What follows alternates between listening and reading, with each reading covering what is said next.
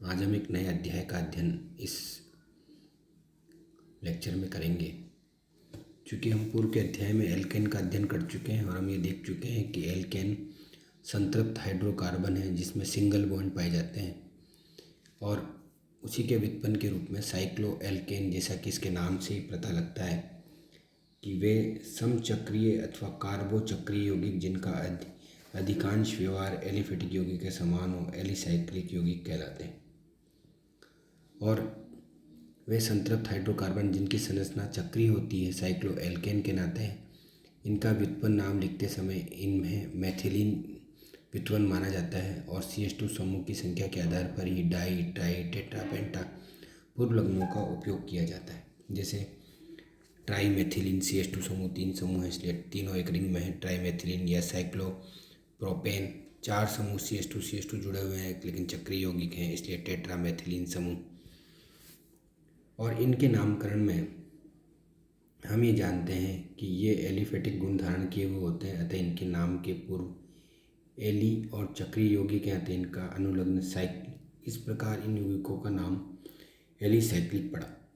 संतृप्त हाइड्रोकार्बन को पैराफिन कहा जाता है, अतः एलिसाइक्लिक यौगिक जो संतृप्त हाइड्रोकार्बन हो साइक्लोपैराफिन भी कहलाते हैं। इनकी संरचना में CH2 समूह परस्पर जुड़कर एक वलय बनाते हैं, अतः इन्हें पॉलीमेथिलीन भी कहा जाता है। जितने कार्बन परमाणु वलय में होते हैं उस संख्या के लैटिन शब्द के आगे मैथिलीन लिख दिया जाता है। लेकिन IUPAC पद्धति में हम संतृप्त हाइड्रोकार्बन पैराफिनों को एल्केन कहते हैं, अतः संतृप्त चक्रीय हाइड्रोकार्बन या साइक्लोपैराफिनों को साइक्लो एल्केन कहते हैं।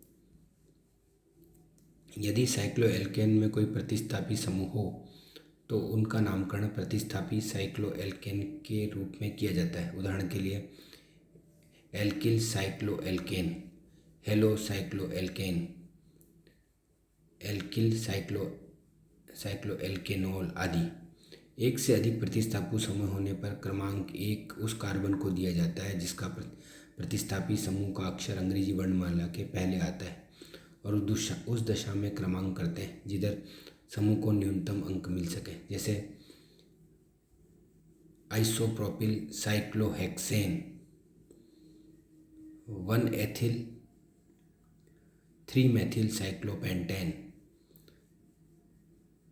2 मेथिल साइक्लोहेक्सेनोल क्लोरोसाइक्लोपेंटेन,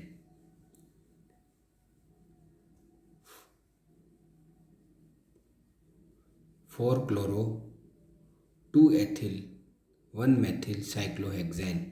इस प्रकार हम साइक्लिक यौगिकों का नामकरण करते हैं और इनके बनाने की अभिक्रियाएं। किस प्रकार ये अभिक्रियाएं बनती हैं। इन यौगिकों का सामान्य सूत्र CnH2n होता है जो कि एल्किनों के समान है, लेकिन इनमें कोई द्विबंध या असंतृप्तता नहीं होती, वरन कार्बन श्रृंखला बंद होने के कारण एल्केन के सूत्र में से 2 हाइड्रोजन परमाणु कम हो जाते हैं। एक चक्रीय यौगिकों को वलय के आकार के आधार पर निम्न प्रकार से वर्गीकृत कर सकते हैं। छोटी वलय हो सकती है, बड़ी वलय हो सकती है या अन्य कोई। साइक्लोपेंटेन व साइक्लोहेक्सेन नैप्थेलीन के साथ पेट्रोलियम में पाए जाते हैं। इन्हें पेट्रोलियम के प्रभाजी आसवन द्वारा भी प्राप्त किया जा सकता है। पहली अभिक्रिया है पार्किन अभिक्रिया से। इस अभिक्रिया में अल्फा गामा डाई हैलाइड को मैलोनिक एस्टर के सोडियम लवण के साथ क्रिया कराते हैं। तो यह अभिक्रिया निम्न 2 प्रकार की हो सकती है। जब मैलोनिक एस्टर का एक अणु प्रयुक्त होता है, जब भी हम विजनल डाई ब्रोमो यौगिकों की क्रिया मैलोनिक एस्टर के सोडियम लवण के साथ कराते हैं तो इसमें सोडियम अणु एक ब्रोमीन अणु को लेकर जुड़ जाता है, जबकि दूसरे अणु के साथ C2H5OH अणु मुक्त होता है और ये कार्बो H+ आयन त्याग करके कार्बन ऋणायन बनाता है। ये कार्बन ऋणायन अपना इलेक्ट्रॉन दे करके ब्रोमीन अपना इलेक्ट्रॉन लेकर के पृथक हो जाता है, अतः CH2+C- के साथ एक बंध बनाता है, चक्रीय बंध, और बाद में ये जल की उपस्थिति में ऑक्सीकरण होकर एस्टर से COOH परिवर्तित हो जाता है और इस प्रकार ये एक सक्रिय यौगिक का निर्माण होता है। दूसरी प्रकार के जब मैलोनिक एस्टर का एक अणु प्रयुक्त होता है, जब मैलोनिक एस्टर का एक अणु प्रयुक्त होता है तो हम देखते हैं कि वो C2H5 अपना एक सोडियम के धातु के साथ क्रिया करके एक चक्रीय यौगिक बनाता है। और ये चक्रीय यौगिक को गर्म करने पर हम देखते हैं कि इसमें से CO2 गैस बाहर निकलती है, जो कि सोडा लाइम की उपस्थिति में Na2CO3 के रूप में निकलती है और साइक्लोप्रोपेन बनता है। जब मैलोनिक एस्टर के दो अणु भाग लेते हैं, इस अभिक्रिया में हम देखते हैं कि जब मैलोनिक एस्टर के दो अणु भाग लेते हैं तो सोडियम लवण ब्रोमीन के साथ क्रिया करके दो यौगिकों की एक चेन बन जाती है, जिसमें से C2H5ONA पृथक हो जाता है और दो सोडियम के लवण और कार्ब एनाइन का निर्माण होता है। ये कार्ब एनाइन सोडियम धातु को त्याग करके C2H5NaBr के रूप में पृथक हो जाते हैं और आपस में बंध बना लेते हैं। इसमें ये ध्यान रहने योग्य है कि दोनों कार्ब एनाइन आपस में बंध नहीं बना सकते, परंतु ये ब्रोमीन अणु और C2H5OH- अणु त्याग करके एक बंध का निर्माण करते हैं, जो कि आयोडीन की उपस्थिति में अभिक्रिया होती है और क्षारीय के और KOH और HCl की उपस्थिति में ये बंध बनता है और COOH समूह में परिवर्तित हो जाते हैं, जो कि CO2 गैस के रूप में मुक्त होता है और बाद में सोडा लाइम की उपस्थिति में साइक्लोब्यूटेन का निर्माण होता है। इस प्रकार चक्रीय यौगिकों का निर्माण होता है। फ्यूड विधि, इस विधि में अल्फा ओमेगा डाई हैलाइड को जिंक चूर्ण की उपस्थिति में क्रिया करवाते हैं। यह अभिक्रिया सोडियम आयोडाइड और सोडियम कार्बोनेट की उपस्थिति में संपन्न होती है। जब भी हम ड्राई ब्रोमो यौगिक की क्रिया जिंक डस्ट में कराते हैं तो ZnBr2 और NaI और Na2CO3 की उपस्थिति में साइक्लोप्रोपेन का बनता है।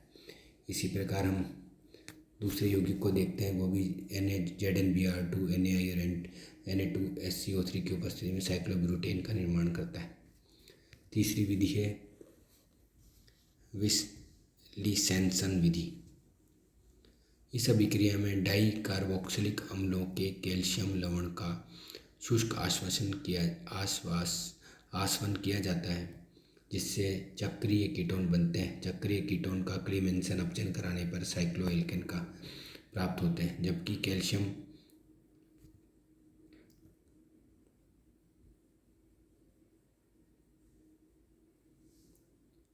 ग्लूटारेट की अभिक्रिया शुष्क आश्वासन कराते हैं तो CO3 के रूप में कैल्शियम कार्बोनेट के रूप में आश्वासन कराने पर पृथक हो जाता है और एक चक्रीय कीटोन या साइक्लोब्यूटेनोन बनता है, जो कि जिंक अमलगम सांद्र HCl की उपस्थिति में अपचयन द्वारा साइक्लोब्यूटेन का निर्माण करता है। ये विधि बहुत सामान्य उपयुक्तता की विधि है। रुजिका ने बताया कि बेरियम तथा कैल्शियम के स्थान पर यदि थोरियम या इट्रियम लवण भी लिए जाएँ तो चक्रीय कीटोन एक अच्छी लब्धि के रूप में प्राप्त होते हैं। यदि इसी प्रकार हम कैल्शियम एडिपेट की रिएक्शन कराएं तो शुष्क आश्वासन कराने पर CaCO3 का विलोपन होता है और एक साइक्लोपेंटेनोन बनता है, जो कि जिंक अमलगम की उपस्थिति में साइक्लोपेंटेन का निर्माण करता है। डिकमान अभिक्रिया, इस विधि में डाइकार्बोक्सिलिक अम्लों के एस्टरों का सोडियम अथवा सोडियम इथोक्साइड की उपस्थिति में क्लेजन संघनन के प्रकार का आंतरिक संघनन होता है, अर्थात अंतः अणुक संघनन होता है और चक्रीय कीटोन बनते हैं। ये चक्रीय कीटोनों का क्लेमेंसन अपचयन करा के साइक्लोएल्केन प्राप्त किए जाते हैं। जब भी हम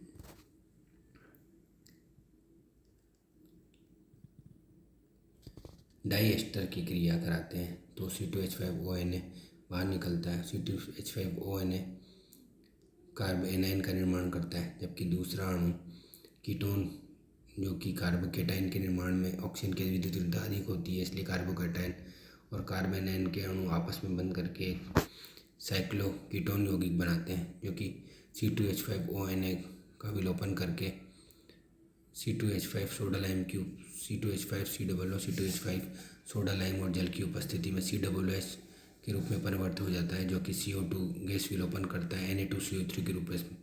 और इस चक्रीय कीटोन की क्रिया जब ZnHgHCl की उपस्थिति में कराते हैं तो साइक्लोपेंटेन प्राप्त होता है। थार्प नाइट्राइल अभिक्रिया। इस अभिक्रिया में अल्फा ओमेगा डाइसाइनाइड से साइक्लोएल्केन का निर्माण किया जाता है। जब भी हम अल्फा ओमेगा डाइसाइनाइड की अभिक्रिया एन लिथियम एनिलीन से कराते हैं तो हम देखते हैं कि साइनाइड की विद्युत ऋणता अधिक होने के कारण कार्बेनाइन बनता है, जो कि लिथियम धातु से क्रिया करता है। और लिथियम धातु से क्रिया करने के कारण कार्बेनाइन का निर्माण होता है, जो कि अपना इलेक्ट्रॉन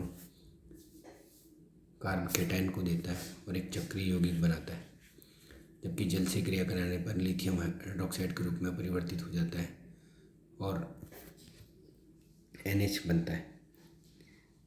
ये NH H2 और H+ आयन के रूप में पृथक होकर अलग हो जाता है, जबकि NH अमोनिया के रूप में बाहर निकलता है। जबकि दूसरे साइनाइड अभिक्रिया COOH में परिवर्तित होकर सोडल आयन की उपस्थिति में Na2CO3 के रूप में बाहर निकल जाती है और एक चक्रीय कीटोन बनता है। चक्रीय कीटोन जिंक अमलगम सांद्र HCl की उपस्थिति में क्रीमेंसन अपचयन कराने पर साइक्लिक एल्केन का निर्माण होता है। इस अभिक्रिया के अग्रभाग में कार्बिन के योग द्वारा भी चक्रीय कीटोन का निर्माण किया जाता है। जब भी हम किसी एल्कीन की अभिक्रिया कार्बिन से कराते हैं तो हम देखते हैं कि कार्बिन के एक अआवेशित स्पीशीज है और यह एक एक इलेक्ट्रॉन दोनों कार्बनों को देकर साइक्लोप्रोपेन का निर्माण करते हैं। इस प्रकार हम देखते हैं कि चक्रीय यौगिकों का निर्माण होता है और इन चक्रीय यौगिकों में एल्केन के समान ही गुण पाए जाते हैं। इस प्रकार हम साइक्लो एल्केन का निर्माण